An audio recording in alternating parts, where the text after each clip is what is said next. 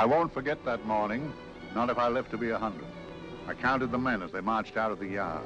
They had hardly slept for weeks. We of the CID had slept even less, but the nightmare that kept us awake was all the same nightmare. That's why we weren't surprised when the commissioner asked us up to the conference room for a bit of a talk. He'd talked to us plenty, we knew that. It didn't help any to know what was ahead of us.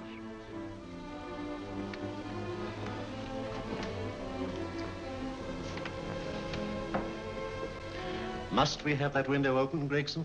Oh, shut it if you want to. Chief will be in enough of a temper without having a ruddy blast down the back of his neck.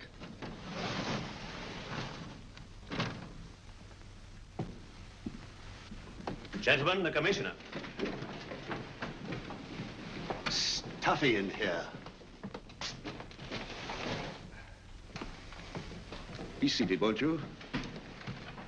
Gentlemen, if you wish to know what able men you are, read any of the works of popular fiction that glamorize your achievements, but don't, I beg of you, read the daily papers.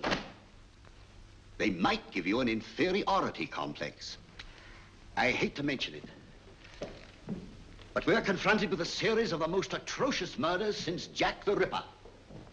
And in the meantime, the CID might as well be playing at shove halfpenny for all the good we've accomplished. Now look. Here, here, and here. Each of these red flags scattered through the city stands for a woman brutally murdered, a woman's terror, a woman's death agony. These are no ordinary crimes. These are the works of a fiend who kills first and mutilates afterwards. A ghoul who hacks off a part of his victim body and carries it away with him, a loathsome souvenir of his butchery. 3 women murdered so far, and you haven't turned in one clue. You haven't given me one lead. Here you sit and wait for news of the 4th victim, with your arms folded.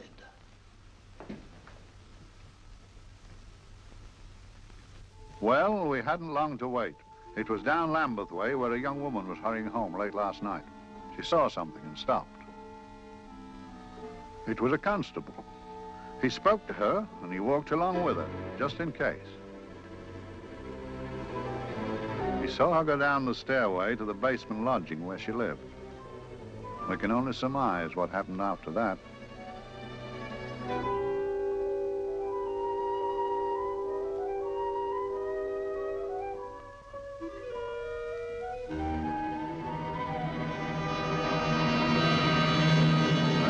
My pride in my pocket and went to see the man who'd so often helped out Inspector Lestrade and myself in the past, Mr. Sherlock Holmes.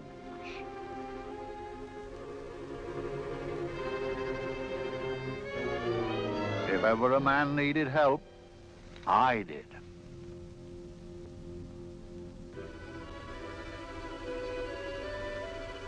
This makes 4, Inspector. 4 defenseless women here in the heart of London. And everyone with the right forefinger hacked off. Not hacked, Inspector Gregson. Cleanly, expertly severed. The work of a skilled surgeon. That's our only clue. Much about the age of my sister's girl. Is there no way of stopping this, Mr. Holmes? Yes. There's a way, somehow. The fiend that did this. I promise. I promise. We've nothing to go on. That's the rotten part of it. We can't get far without knowing the motive. Well, at least we know what the motives were not. It wasn't robbery, nor passion, thanks be, nor yet vengeance. Because they all came of totally unrelated families. Steady, Inspector, steady. Sorry, Mr. Holmes. I don't turn a hair when it's a bloke that can look after himself. A little slip of a thing like that. Yes, it's horrible. Come on, let's get a drink.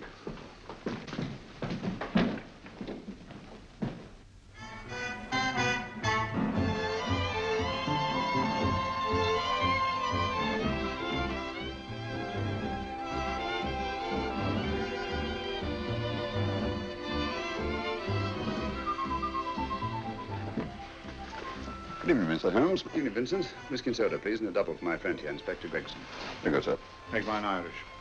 Decent of you to give me a hand with this thing, Mr. Holmes. Always a pleasure to be of help to Scotland Yard, Inspector. Little out of my line, looking for a maniac who murders just for the fun of the thing. Perhaps just to get a human finger.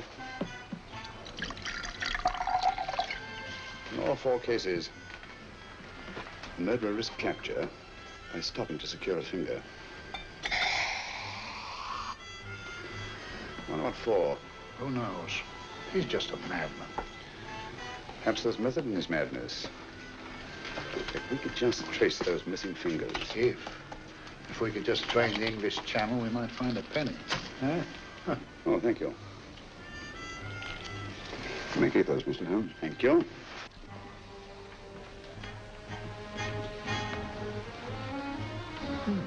Sir George Fenwick, isn't it? Yes. Is that his daughter with him? Don't be so naive, Inspector. You know everyone, don't you, darling? Well, hardly. A week ago, I didn't know you. A week. How fast it's gone.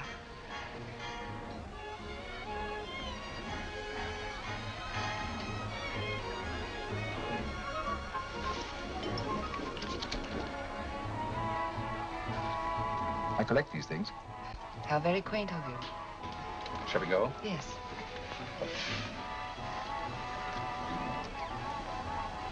What are you looking at, Mr. Holmes? Again, a very handsome woman. Not fond of the purple, but giving an excellent imitation.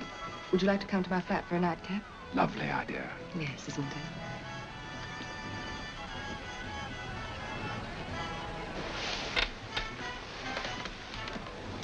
Wonder where she's taking Sir George Fenwick. Don't be so naive, Mr. Holmes.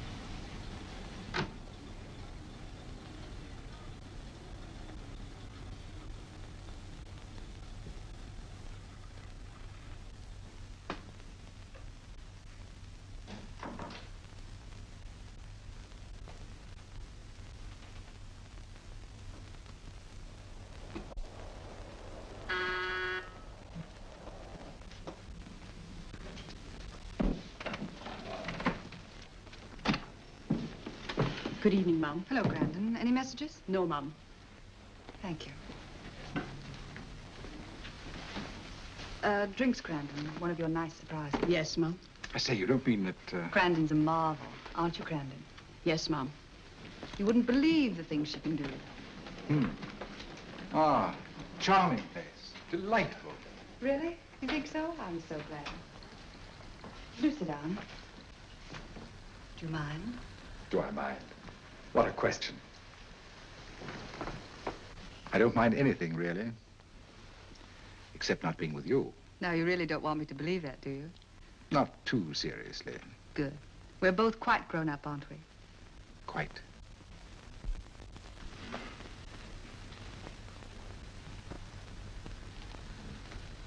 You're a treasure, Grandon.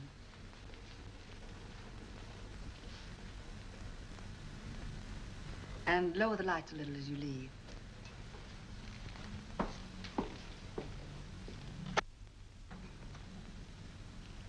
I prefer a more flattering light. In any light, you'd be... Would I? And don't you know it? Perhaps I do.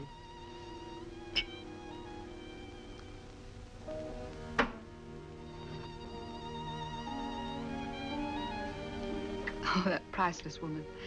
You wouldn't believe it, but she's absurdly romantic. She loves dreamy music, and she thinks that we... But we do, don't we? Do we? Well, it's rather soothing, restful. Yes. And we all need rest at times, like tired children who've played too long. You've played with wooden soldiers, I suppose. Funny. Hadn't thought of that for years. Toy boats were my special joy. Anything I could set afloat anywhere. Like this, and this. Toy boats sailing into the Never Never Land. A land of beautiful dreams. Look. Look, odd, isn't it, how the light is reflected? Little specks of light that move and move, like stars on a slowly moving stream. You know, Holmes, I'm very sensitive to atmosphere. No? Yes, I can tell by the feel of this room there's been a murder committed here. It may interest you to know, my dear fellow, it was the other side of that door at the foot of the stairs that the poor girl was murdered. If only I could find it. Find what? The one thing these unfortunate victims have in common that might give us a motive for these murders. There must be something. Another Jack the Ripper, if you ask me, a homicidal maniac. No, Watson. In the case of Jack the Ripper, there was one thing in common. His victims were all from one walk of life, living in the same section of the city. In this case, the murderer chooses his victims from all walks of life and from different sections of the city. No, my dear fellow, this is not the work of a homicidal maniac. It's something infinitely more sinister. Give me the creeps. What on earth are you talking about? Watson, I'm convinced that these murders are only incidental to some larger and more diabolical scheme. That may be, but why the severed fingers? The answer to that question, my dear fellow, is our only hope of solving these mysteries. Dear sister, I am so happy. I had such a lovely holiday at Brighton with you and Alf. And I'm looking forward to being with you again. Poor little thing. Sort of raises a lump in your throat. I can picture her sitting here happily writing this letter. And I'm not bit realizing that she's shortly going to her death. Hello? Gregson. Oh, there you are, Mr. Holmes. I've been looking for you everywhere. What's happened? Murder in Edgware Road, not half an hour ago. Woman? Yes. And the right forefinger cut off clean.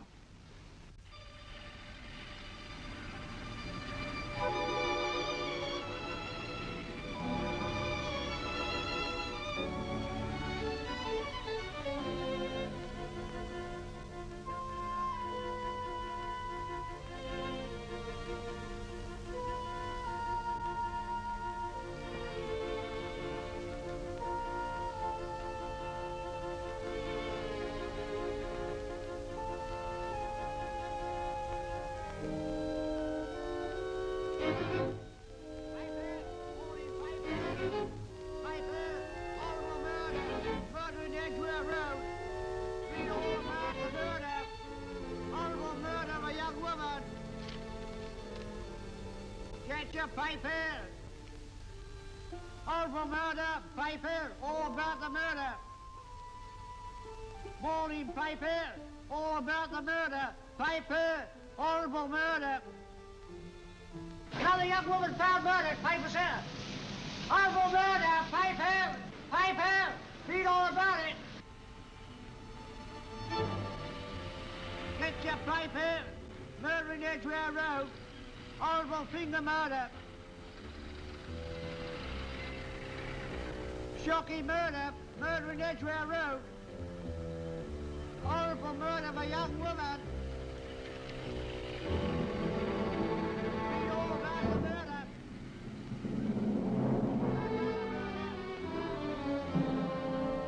Only fancy, Mum. There's been another of those horrible murders. Dear, dear, how shocking. Yes, Mum. I really don't feel quite safe here myself. Oh, dear.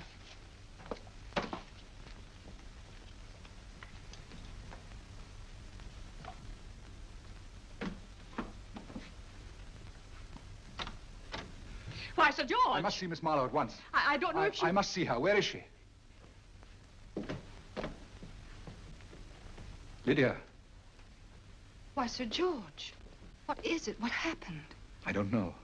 You'll have to help me. You've got to help me. But I don't understand. Listen, I woke up a few minutes ago in a cheap boarding house off Edgware Road. I don't know how I came there. I don't know when. The last thing I remember is being here with you. Calm yourself, Sir George. When did I leave here? Well, it was about, It was 10:45, Mum. Precisely. You seemed, forgive me, just a little distressed. Detached, not interested. I thought I'd said something to offend you. I don't remember.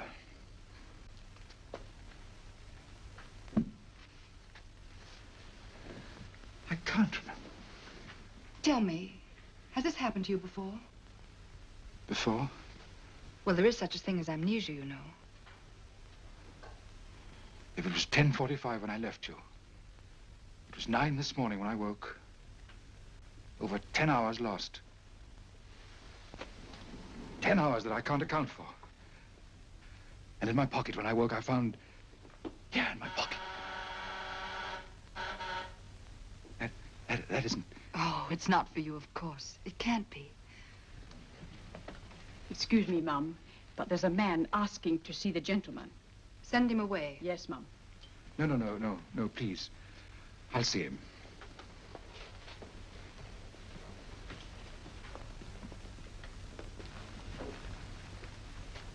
Well?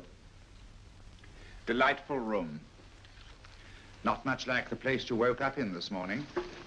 You followed me here? Yes. Are you a detective? Oh, no. Quite the contrary. Don't be afraid, Sir George. You know my name? Oh, yes. A very old and highly honored name.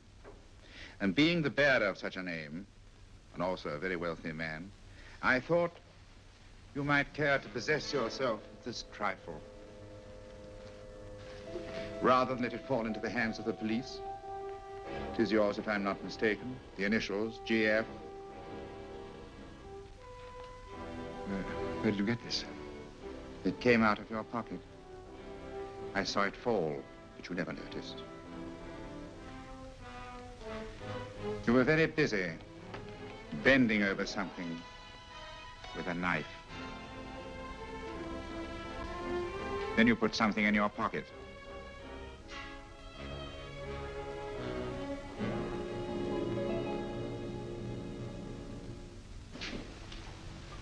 Come along, Holmes, come along, come along.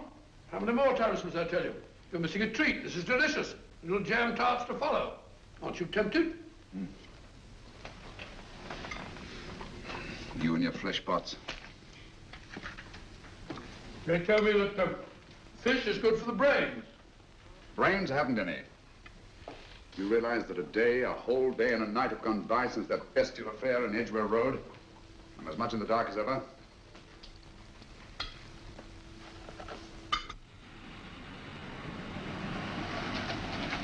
Hello, here comes a client, unless I'm very much mistaken.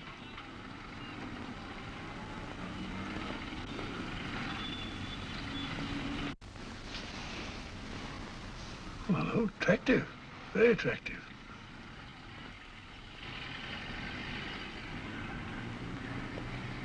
Obviously, she left home under the stress of some very great emotion. How do you know that? She isn't wearing any gloves. A startling omission in a young lady of fashion. Oh, she didn't put her coat on. Open car, too.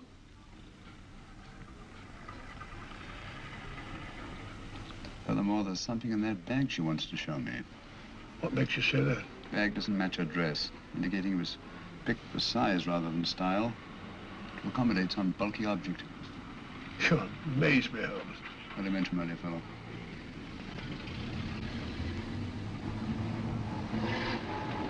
Well, that's interesting. What is? That cab, turning at the empty house. I wonder why he followed her here. Oh, wouldn't you? Quite possibly with glasses.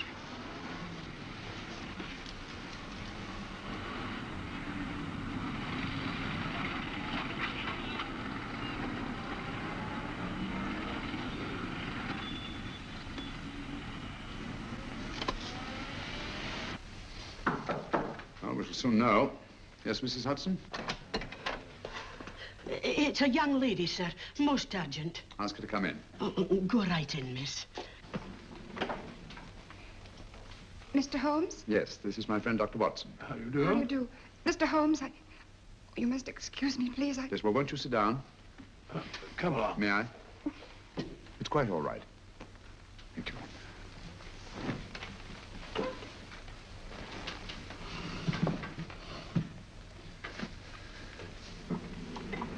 Now, try to control yourself, Miss Merrick. You're with friends. You know my name? No magic, I assure you. I've often seen your picture. You're the daughter of Sir George Merrick, aren't you? Yes. It's about my father that I... What about your father, Miss Fenwick? Oh, I don't know what to do. He's always been the nicest, dearest person. Only since Mother died. Yes, we do. We know. So I didn't think anything of it when he was away all night before last. But he didn't come home until yesterday at tea time. Didn't come in for dinner at all. Just paced up and down in the library hour after hour. I begged him to let me in, but he wouldn't. Steady, steady. Now take your time. I couldn't sleep a wink last night. Then I started hearing things. Hearing things? What sort of things? I heard someone in the garden underneath my window. Then I saw a figure moving down the garden path. And I recognized my father, stealing through his own garden like a thief.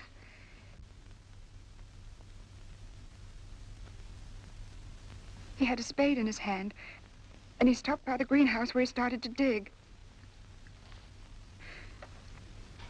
This morning, at daybreak, I stole out into the garden and I found this.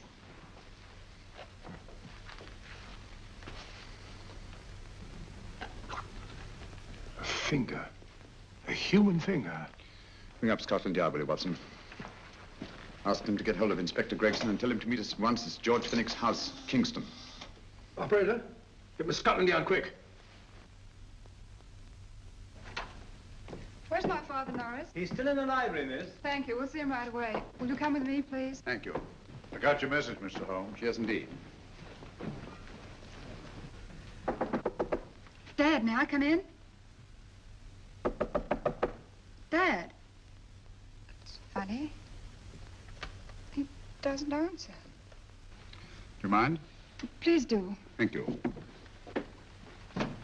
Watson, quick. Oh, Come along, no, my dear. no, no. Take charge, Miss Finnick, please. Sorry, sir. No, miss, please. Please come along with me.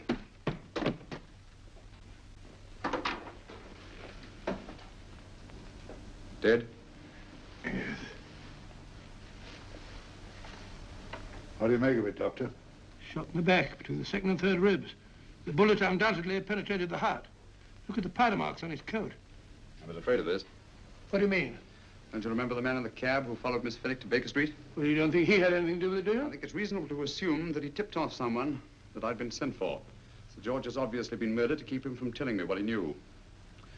What was the weapon used? Small caliber revolver, point blank range by the look of the wound. The murderer came in through those French windows. The mud from the garden he brought in on his boots. Sir George must have surprised the intruder. Passed the room to him here. What follows, we can't tell. But from the location of the wound, I'd say that he turned his back for a moment, and as he turned, the muzzle of the revolver was placed between his ribs and one muffled shot fired. And you mean to say he kept on going, even after he was shot? There's no doubt about it. Look there. The trail of blood leads us back to the desk. Something Sir George was after. Something. I know. He was trying to summon help, Poacher. I don't think so, Watson. There's the bell pulled by the fireplace. No, you'll notice from the trail of blood that Sir George made straight for this desk here. I wonder, there was something he was desperately anxious to get. Hello. His right hand's clenched. That's perfectly natural. Death agony. The left hand lies open. Why only one hand clenched in the death agony? The right hand, the hand nearest the desk.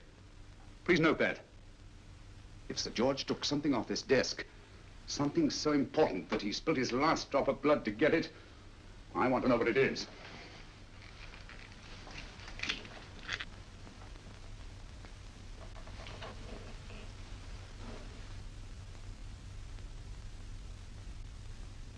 It's nothing but an ordinary match folder. Where does that lead us? I imagine to something very important, Gregson. This match folder's from Pembroke House. Why shouldn't it be? He was there, you know. We saw him yesterday. Yes, but the effort he made after he was shot to get hold of this match folder. It's just possible he wanted someone to remember Pembroke House. He may have wished to recall it to someone who saw him there. Someone who, like ourselves, saw him with a woman.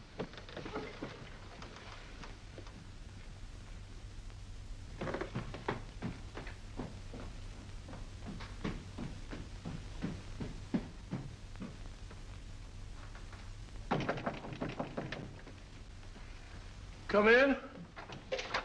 Oh, Dr. Watson, this came by hand for Mr. Holmes, not 10 minutes ago. Thank you, Mrs. Elson. That would be the report from Mr. George's bank. Report from Sir George. Oh, really? Don't you remember his daughter told us that he'd just closed his account? Had it looked into at once.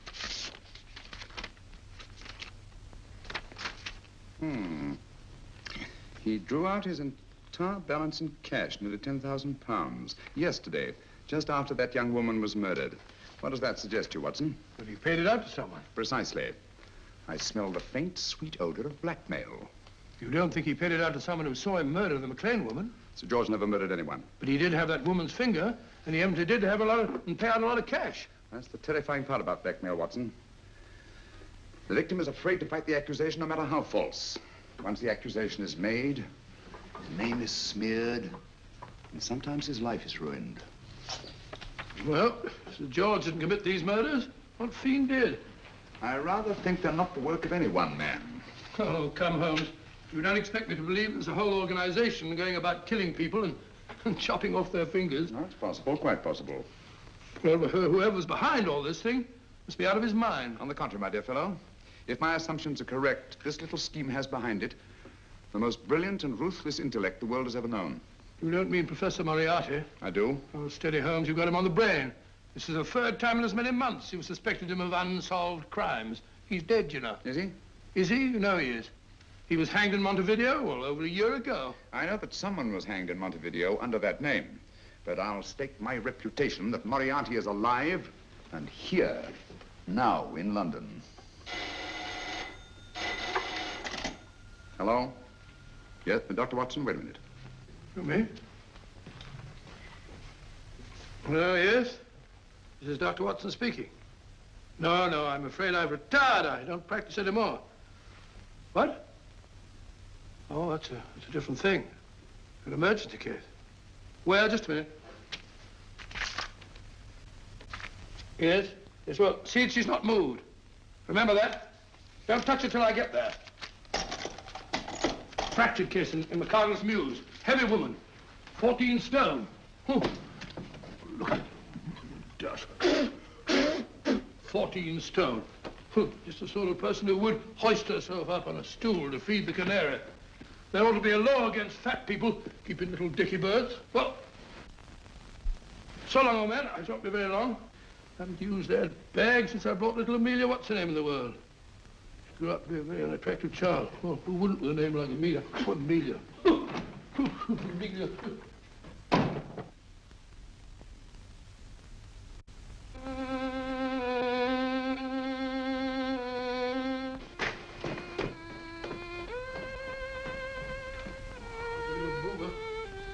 People so stupid about accidents.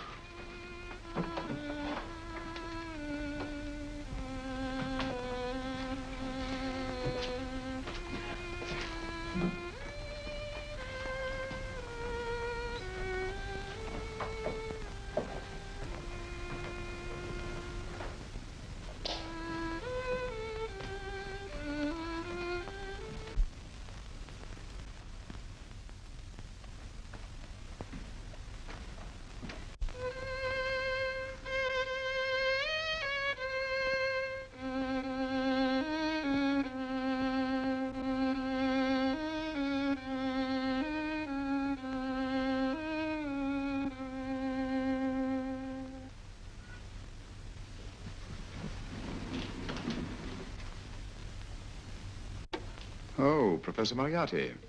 Not that I wish to appear inquisitive, but to what am I indebted for the pleasure of this visit? Scotland Yard will be interested. It's very convenient for me to have Scotland Yard think that I'm still dead in Montevideo. I never dreamed of fooling you. Thank you. The thought occurs to me, Mr. Holmes, that there are some advantages in living within the law. You're very comfortably fixed here, aren't you? As I get on in life, the little comforts appeal to me more and more. Oh, I beg your pardon. Won't you sit down? Thank you.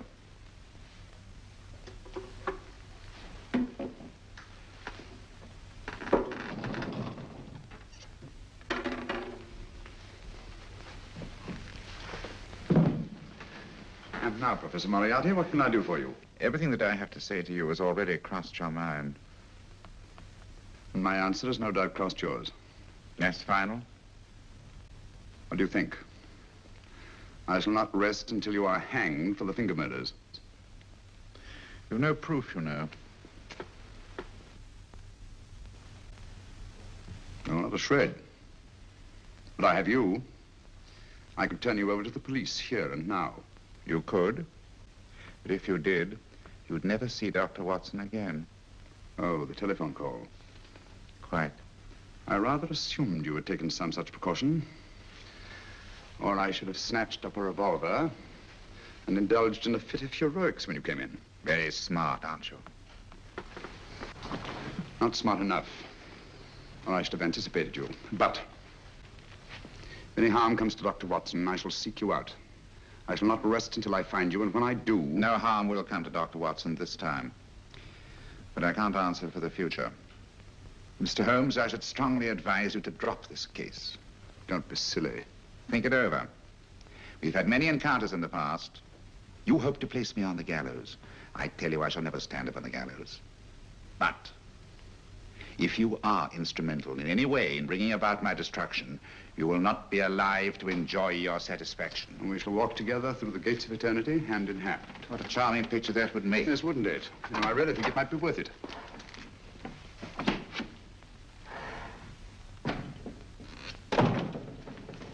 Shoelaces, Governor? Tons a pair.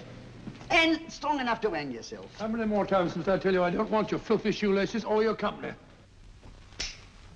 Shoelaces, Governor? Blasted impertinence. Run along, my good man, or I'll give you in charge. Shoelaces, Governor? Shoelaces, Governor? Help a poor bloke.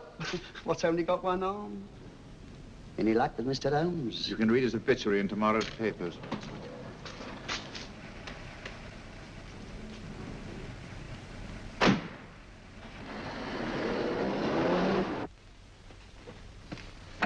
Oh, there you are, Watson. Come in. I was, just going out to look for you. Look for me what for?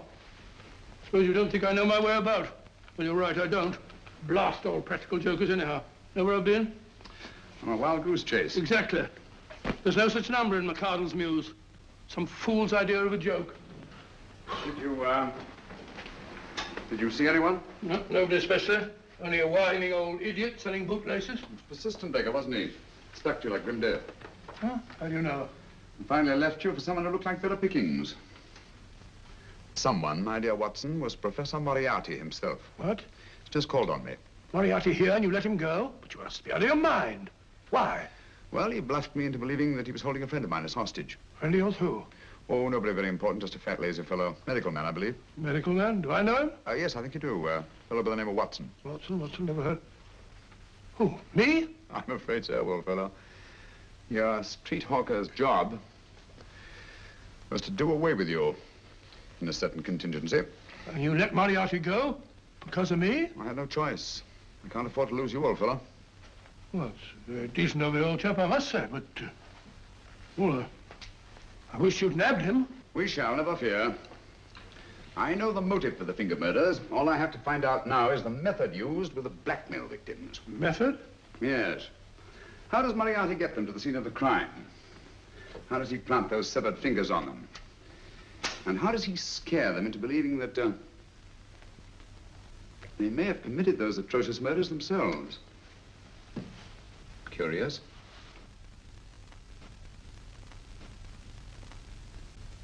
Very curious. Huh? Curious? What's curious? That window in the empty house across the street. First floor front. Huh? What's wrong with it? It's open. Why shouldn't it be open? Well, it wasn't open half an hour ago. I'll stake my life on that. Well, it's not our business. Let it stay open. I wonder if you'd go over, old fellow, and see what's the matter. Oh, trespassing. It's against the law. Very well, I'll go myself. Oh, well, if you're going to put it like that, ridiculous waste of time. Going about shutting windows at this hour of the night. Yeah, you better take this torch. Well, take what? Dignified job for a doctor. Dr. Watson, the torchbearer. And what do you propose to do? Sit in a comfortable chair, I suppose, and read a good book? That's a very good idea. Yes, very good idea. While I play night watchman, you have a nice read. Mm-hmm. Good night. Have a good time. Have a good time? What do you mean, have a good time?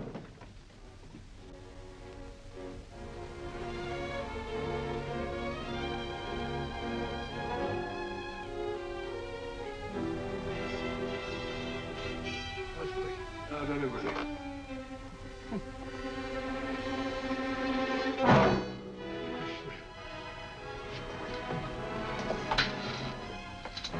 What on earth is this for? Oh, umbrella stand. Pretty little thing to keep about the house. Must have been a pet.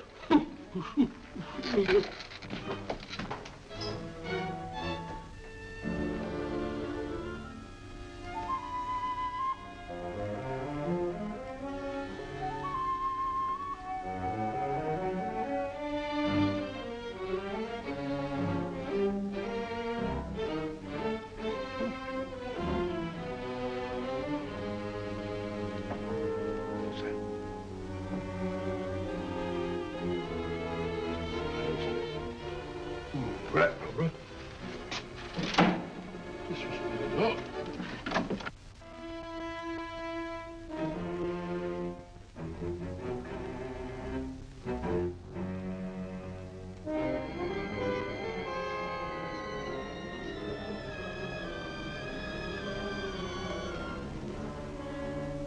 While he sits comfortably reading a book.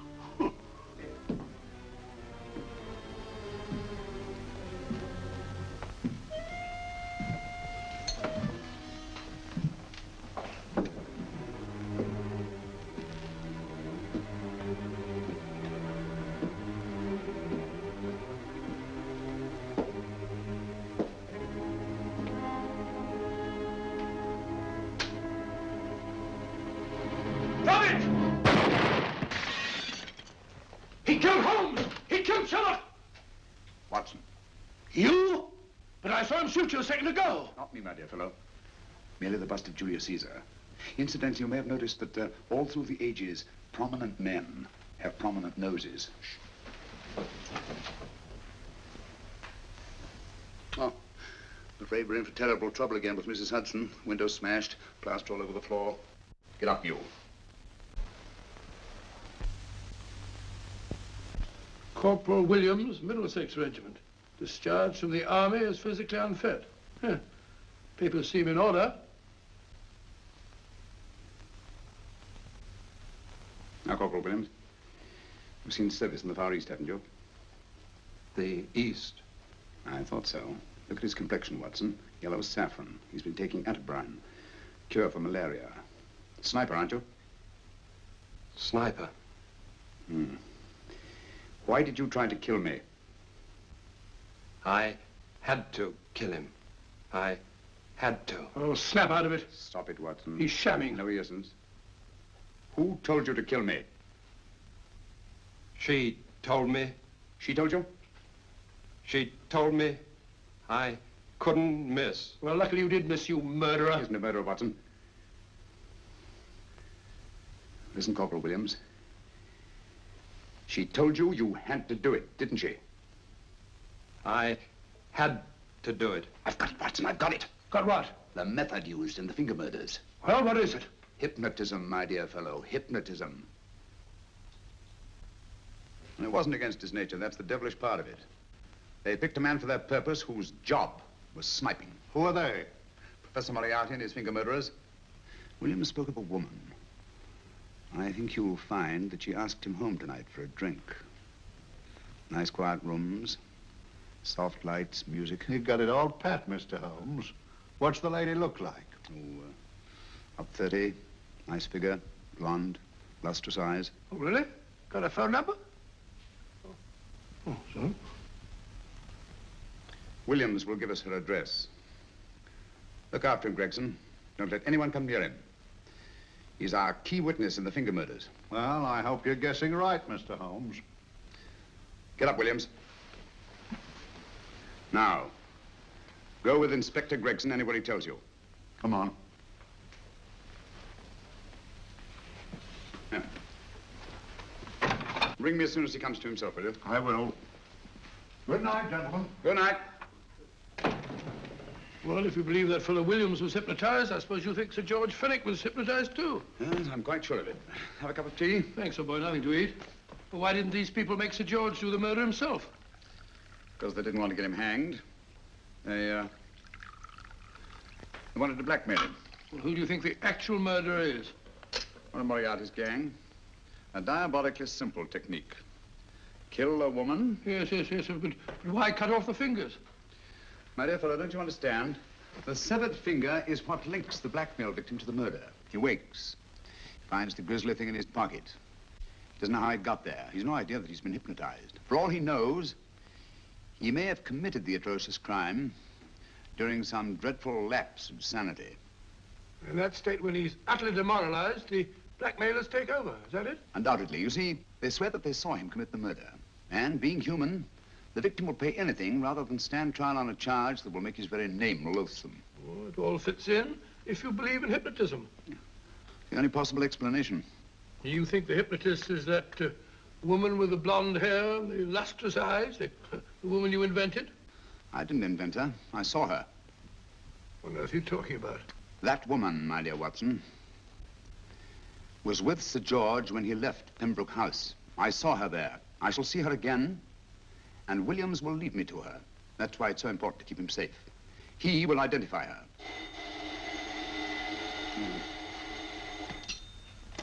Hello? Yes? Inspector Gregson? What? I'll get every constable in the district. Yes, I'll be over at once. What's happened, Holmes? Williams is missing. Great Scott! Come on.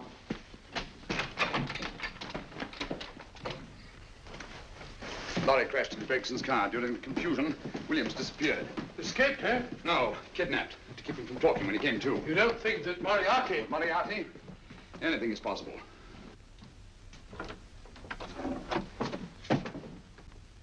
Williams! Dead. You see, anything is possible.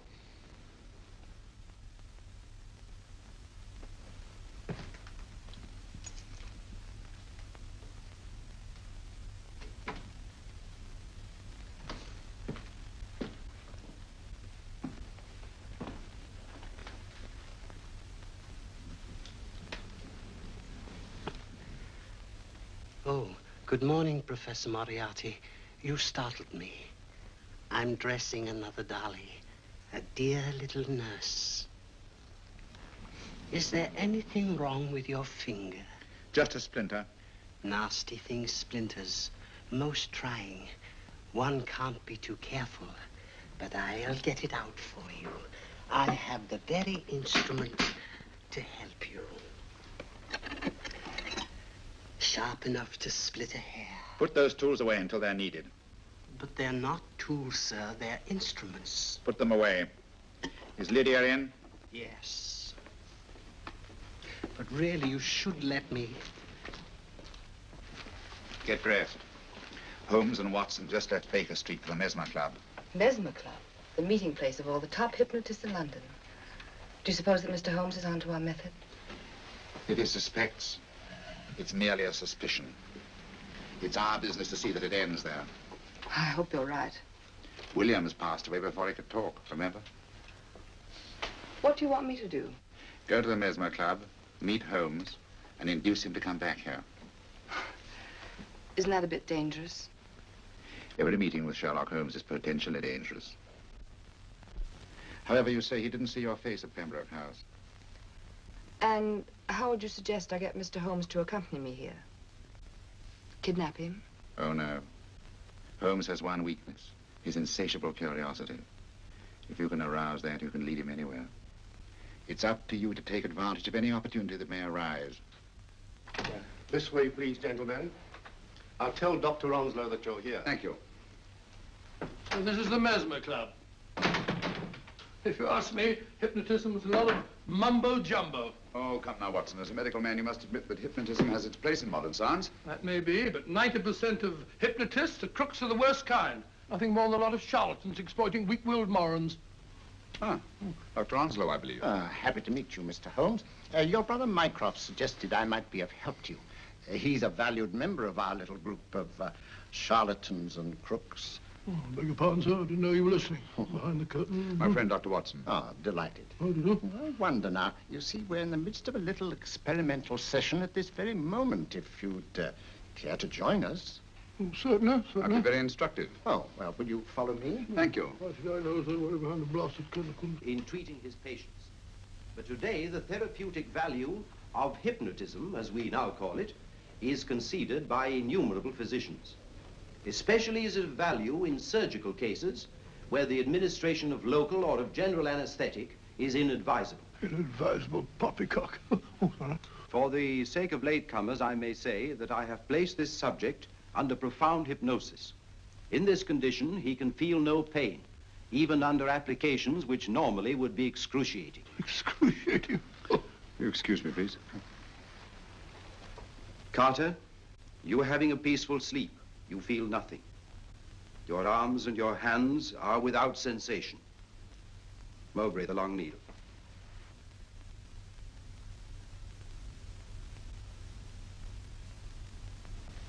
Carter, give me your right hand.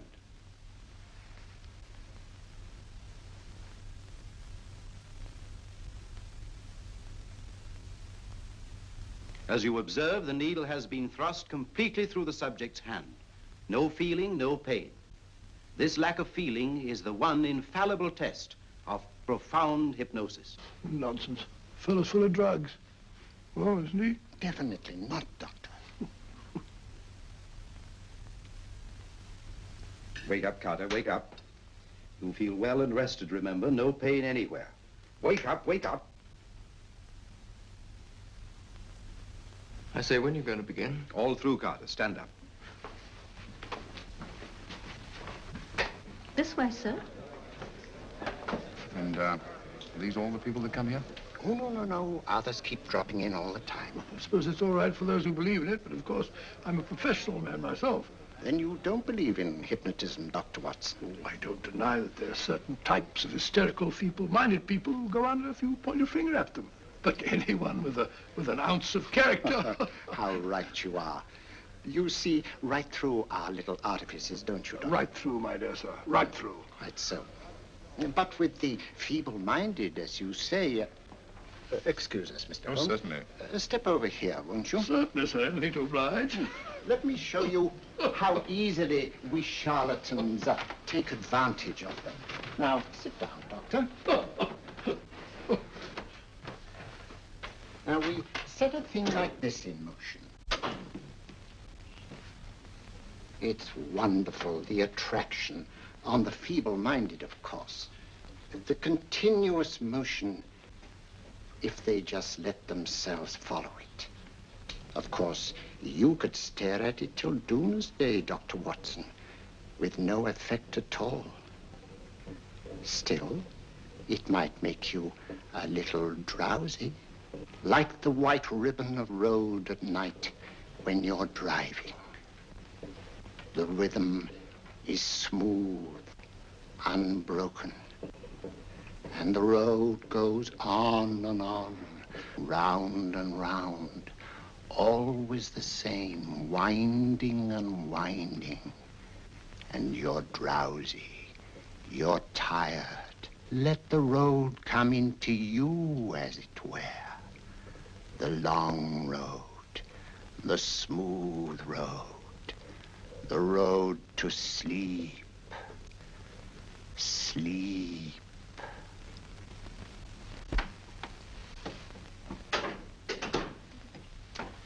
Open your eyes.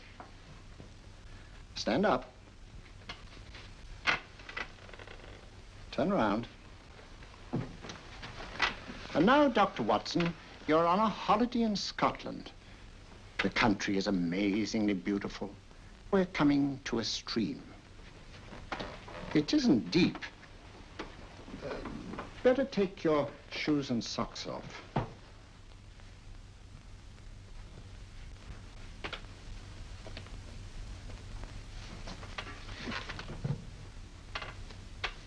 Roll up your trouser.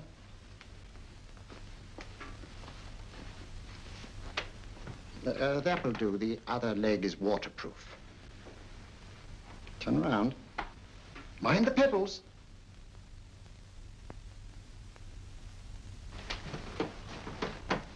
Sit down.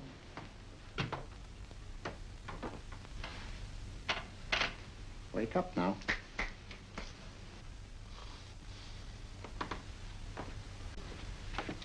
There, I see. What I tell you, it didn't work with me. Why, nobody with an ounce of character.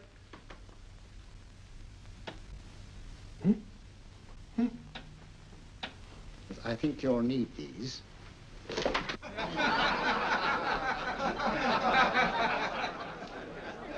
Something to laugh at? Watson, she's here. Oh, the woman you're looking for? Yes, I'm going to meet her. Perhaps I can induce her to take me to Moriarty. Do you think it's wise, Holmes? May not be wise, but it's essential. After all, I've held me on with Moriarty in the past. But isn't it dangerous? She might be a hypnotist. If my will isn't stronger than hers, I deserve to be hypnotized. I feel I must protest, Dr. Onslow. I was told this was a gathering of serious students of a great science, and I find myself in a company of buffoons. Oh, my dear madam. Elliott's and Esdale Braid. Were those men martyrs for the truth? That you may laugh over your childish, cruel tricks? I must say I'm in complete agreement with you, madam. This was most unnecessary performance, Dr. Onslow. Beg your pardon, sir. My name is Holmes, Sherlock Holmes. At your service, madam. Thank you, Mr. Holmes. I'm afraid I've created a rather embarrassing situation. But you see, I'm interested in the serious study of hypnotism. So am I, too. Perhaps we have something in common, Mr. Holmes. Perhaps we have. Would you join me for a cocktail at Pembroke House? I should be delighted. Good.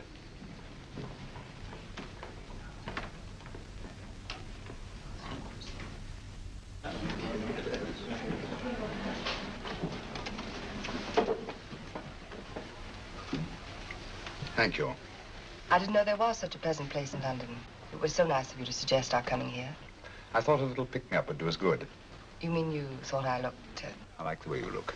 Thank you. I suppose I did lose my head a little at the Mesmer Club. But you see, hypnotism is almost a religion with me. I know so well what it can do to help, heal. And I can't bear to see it used for trivial purposes. I know very little about it. That's why I went to the Mesmer Club. You see, I'm rather puzzled just now with the case that I'm working on. How fascinating. Tell me about it. It's the murder of Sir George Fenwick. Fenwick? Who's he? Quite a well-known figure. Odd now I come to think of it. Last time I saw Sir George was here at Pembroke House. Strange. Yes, isn't it?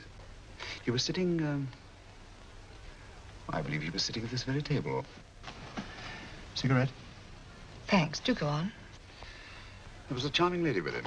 He was lighting a cigarette.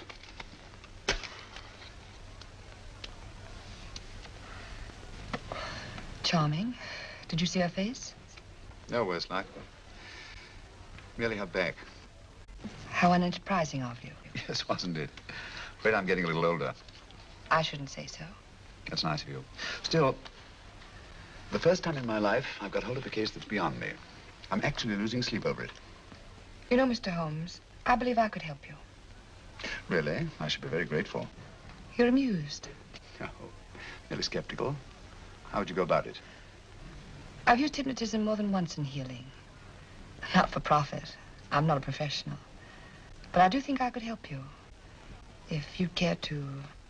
I can't think of a pleasanter experience.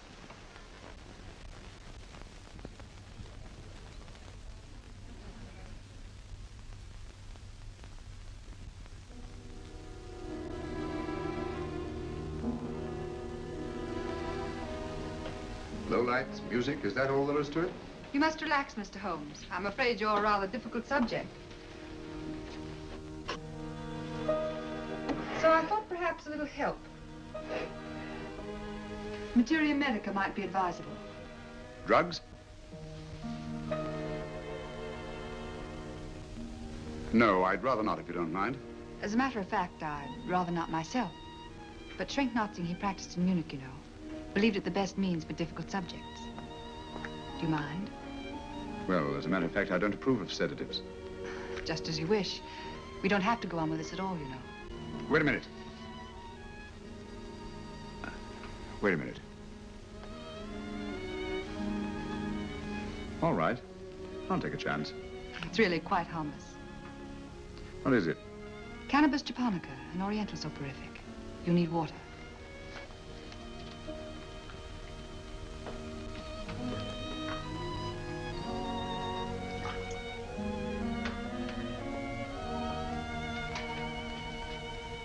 Thank you.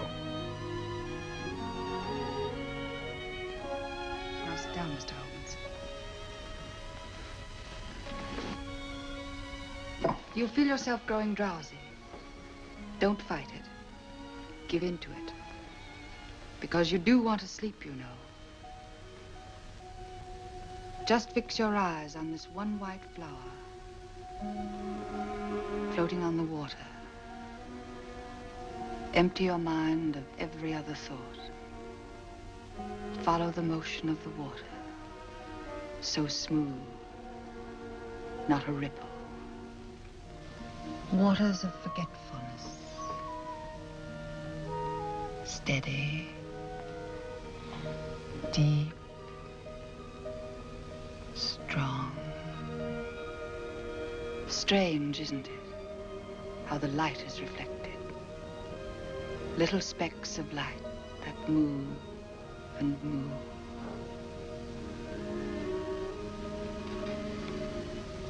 It's restful here. It's peaceful. It's friendly. And you're very close to finding what you're looking for. You'll find them soon now. The guilty ones. When you're rested, gentle waters closing over you. Steady, deep, strong, drawing you down, down, down.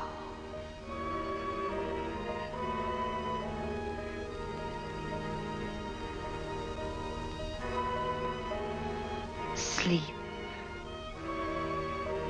Sleep. Sleep.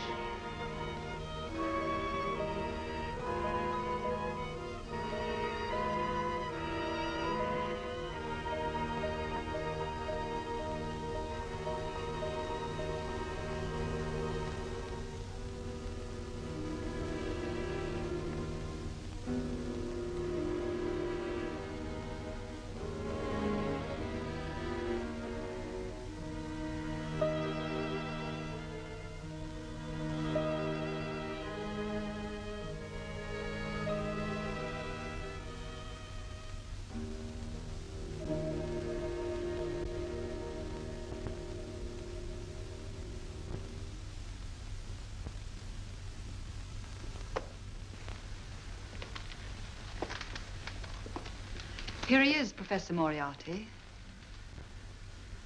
Stand up, Mr. Holmes.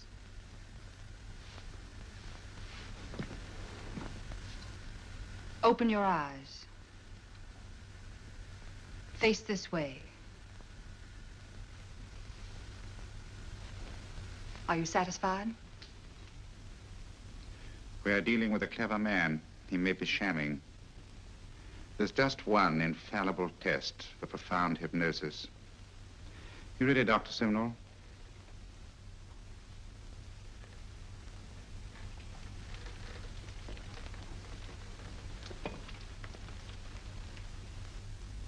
That will do, Doctor. He couldn't fake insensibility to the knife. I congratulate you, Lydia. Turn round, Mr. Holmes. Now walk to the desk.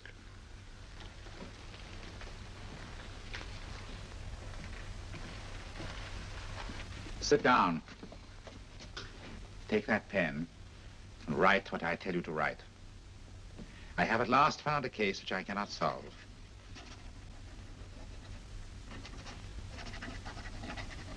I have outlived my usefulness. Therefore, I have decided to end my life.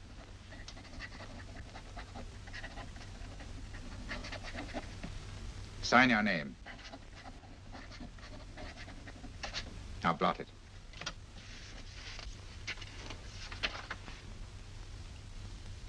Fold it up and put it in your pocket. Come, Mr. Sherlock Holmes. Go out onto the terrace.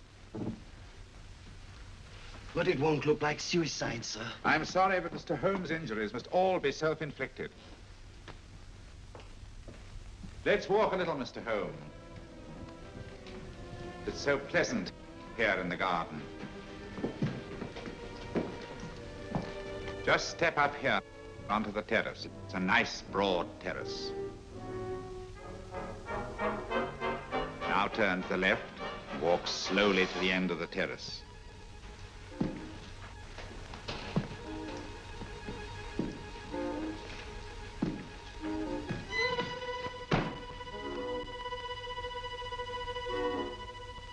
Don't stop. You must walk to the end, you know.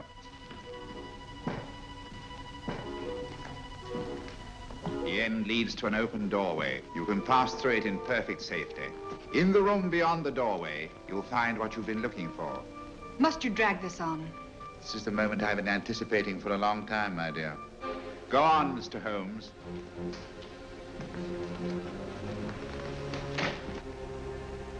Through the open doorway, you will find the man responsible for the finger murders and the death of Sir George Fenning. Professor Moriarty. Holmes! Stand still. What a beautiful view, Watson. I'm quite enjoying it. No, you're not. You're hypnotized. You're under a spell. Stand still. Don't move. Steady, Holmes. Steady does it. Stand perfectly still where you are. Nonsense, Watson. You don't know what you're doing. Of course I know what I'm doing. You mean you're not hypnotized? Certainly not. Then get off the wall, you idiot. Oh, look out! Holmes! Dear fellow. What were you doing up there? Holding the fort until you arrived. What kept you? Well, I ran into a spot of trouble on my way to Scotland Yard. I was arrested for exceeding the speed limit. Your luck seems to hold, Mr. Holmes. Well, I'd hardly call it luck, Professor. You see, I substituted a drug of my own for the one that this dear lady pressed on me. You are clever, aren't you? A drug that, although it leaves the subject conscious, renders him quite insensitive to pain. That accounted for my lack of reaction to Dr. Simnel's knife. Well, Gregson, quite an impressive haul. Even Inspector Lestrade himself couldn't have done any better. Thanks, Mr. Holmes. Take him away. All right, put her in the van. I was right, Mr. Holmes. You are a difficult subject. Thank you.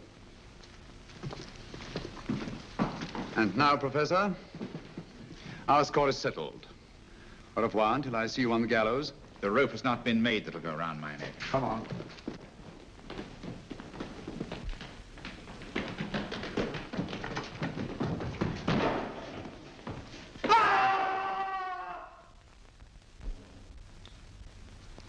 I'll take care of things, Mr. Holmes. Thank you, Inspector. Come on. An evil man, Holmes, but what a horrible death. Better than he deserved. What are you thinking of? I'm thinking of all the women who can come and go in safety in the streets of London tonight. Stars keep watch in their heavens. And in our own little way, we too, old friend, are privileged to watch over our city.